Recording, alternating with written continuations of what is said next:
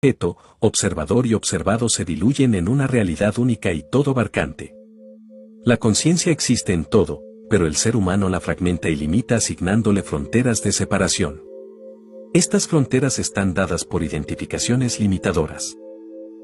La más común de todas las identidades es la que se asocia con el ideal del yo.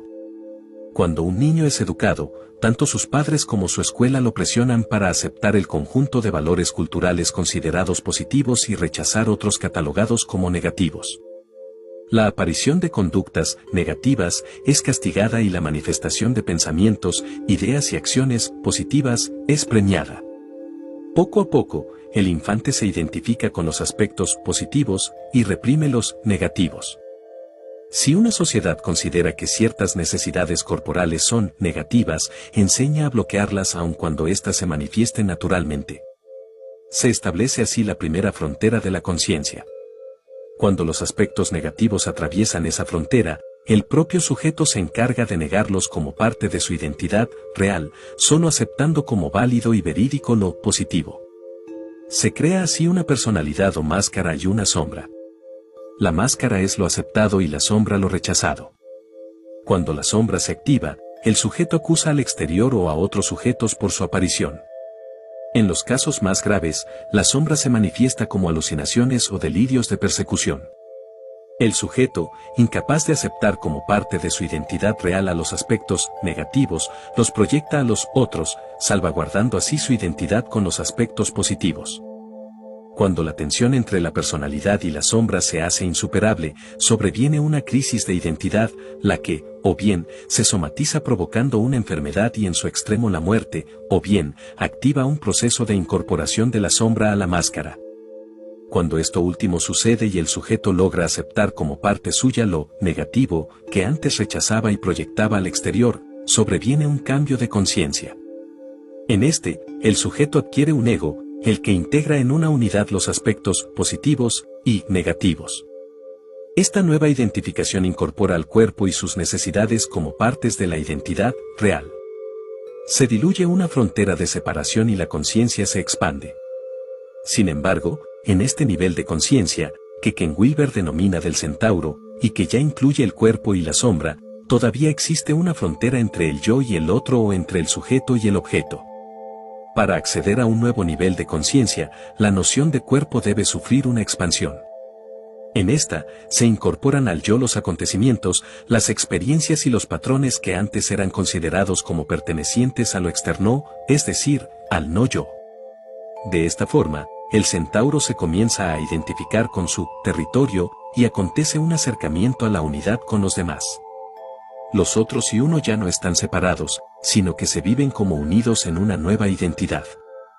Más adelante, el sujeto se reconoce como un verdadero hijo del hombre, es decir, su conciencia ya no es la de una persona independiente y separada, sino humana en el más alto sentido de la palabra. Todas las emociones humanas, todos los sentimientos y experiencias que son capaces de vivirse como ser humano se aceptan como parte de la identidad. Ya no es fulanito el que experimenta, sino que es el ser humano en fulanito el que se manifiesta. Esta identificación con lo humano es un nivel de la conciencia más expandido que la conciencia del centauro, pero aún es limitado y con fronteras de separación. El siguiente nivel de la conciencia podría ser denominado cósmico cuando el Hijo del Hombre incorpora el cosmos como parte de su identidad real. Por último, el hombre cósmico se convierte en el cero en la existencia pura y dejan de existir denominaciones e identidades parciales. Se alcanza así la conciencia de unidad y el Tao. Todos los niveles de la conciencia se asocian con estratos de identificación y con fronteras cada vez más tenues, hasta que la última división se rompe y se vive experimentando aquello que no tiene nombre como lo verdadero. En este nivel se comprende que cualquier imagen o percepto se ve a sí mismo y que lo que experimenta es aquello localizado en uno mismo y, por último, aquello y uno mismo se acaban por fundir en el uno. El modelo sintérgico. Antes de presentar este modelo, es necesario explicar varios términos técnicos que utilizaré en su exposición. En primer lugar, el término lattice.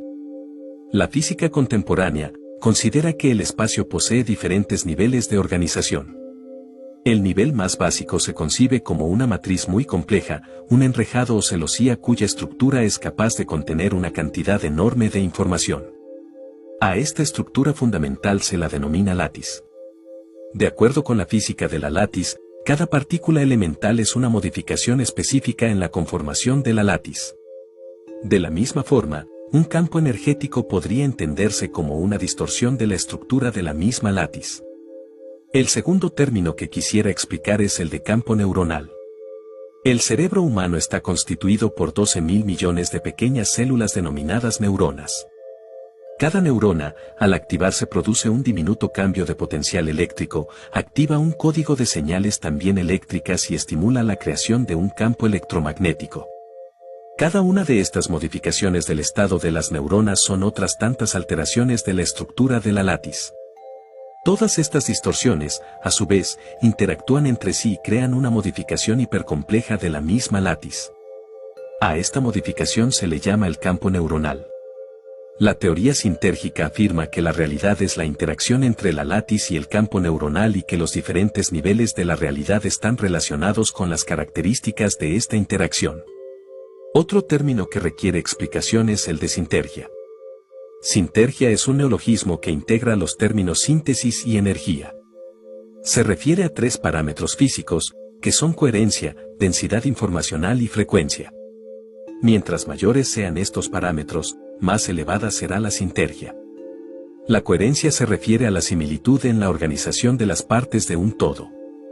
Mientras mayor coherencia posea una organización, más similares serán sus partes. Densidad informacional se refiere a la cantidad de información que es capaz de contener cualquier objeto o medio. La frecuencia hace referencia a la velocidad con la que un cuerpo o un campo energético oscilan. De esta forma, mientras mayor sea la sintergia, mayores serán la coherencia, la densidad informacional y la frecuencia. El mayor deseo de todo pensador es llegar a una concepción de la realidad que permita aceptar su diversidad infinita, pero que al mismo tiempo lo sitúe en la perspectiva de una visión unificadora de la misma. El modelo sintérgico pretende lograr este ambicioso propósito a través de la conceptualización de un esquema que explique la creación de la percepción. De acuerdo con el modelo sintérgico, la conciencia es un atributo de la látiz del espacio-tiempo, cuyo estado fundamental o básico constituye también el estado primordial de la conciencia, lo que bien podría denominarse conciencia pura. La conciencia humana, por ejemplo, aparece cuando el cerebro humano logra crear un campo neuronal que instaura una macrodistorsión hipercompleja en la látiz. Desde este punto de vista, una imagen visual, por ejemplo, es en sí misma una particular distorsión tridimensional de la látiz que requiere, para ser activada, de un cerebro humano y un campo neuronal, pero que no precisa de un observador para existir. Por ello, S.M. Goenka, uno de los más afamados maestros de Vipassana, afirmó en una ocasión, Comunicación Personal, 1984, que la imagen se ve en sí misma y el sonido se oye en sí mismo. Las diferentes cualidades de la conciencia y sus niveles son explicados por la teoría sintérgica como asociados con estratos discretos de organización de la látiz. Estas bandas sintérgicas corresponden también con estratos discretos, neurosintérgicos, del campo neuronal. La látiz parecería ser capaz de distorsionarse a lo largo de un continuo sin pasos abruptos. Lo mismo podría ser considerado para la neurosintergia del campo neuronal. Es decir, teóricamente no tendrían por qué existir ni bandas sintérgicas en la látiz ni niveles cuánticos de organización neurosintérgica del campo neuronal. Sin embargo, toda la evidencia descrita en estos capítulos acerca de la existencia de diferentes niveles de la conciencia señala que debe ser asumida una organización discreta tanto para la látiz como para el campo neuronal. De esta forma, cada nivel de la conciencia correspondería con una interacción congruente entre una banda sintérgica y un campo neuronal con un nivel neurosintérgico análogo a la sintergia de la banda correspondiente de la látiz. De la misma forma que cada punto de la látiz contiene la totalidad, así cada experiencia es una vivencia de la totalidad por la totalidad misma. El hecho de que no lo comprendamos así depende de nuestro nivel de entendimiento y de la identidad que asumimos. Vivir una imagen visual como vista por sí misma requiere de un darse cuenta difícil de lograr. Es más arrogarse una identidad concreta y considerarla como centro de la percepción, puesto que eso está más de acuerdo con el sentido común, el cual nos presenta centros separados e independientes de existencia, tales como los objetos o los cuerpos orgánicos. Cada cualidad sensorial